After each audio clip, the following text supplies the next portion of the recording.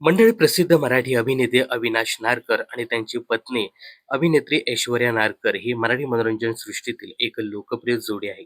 या जोडीने आजवर बऱ्याचशा मालिका, चित्रपट आणि सिनेमामधून प्रेक्षकांचं भरभरून मनोरंजन केलंय.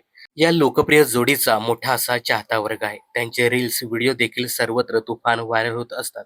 अशातच काल 8 जुलै रोजी अभिनेता अविनाश नारकर यांचा वाढदिवस होता. त्यांच्या वाढदिवसानिमित्त ऐश्वर्या नारकर यांनी खास आनंदाची बातमी शेअर केली आहे. तर अविनाश नारकर यांनी वाढदिवसानिमित्ताने नवी कोरी गाडी खरेदी केली आहे. याचा पहिला फोटो ऐश्वर्या नारकर यांनी त्यांच्या इंस्टाग्राम स्टोरीवर शेअर केला आहे. मोठ्या उत्साहात या जोडप्याने त्यांच्या नव्या गाडीचं स्वागत केलं आहे.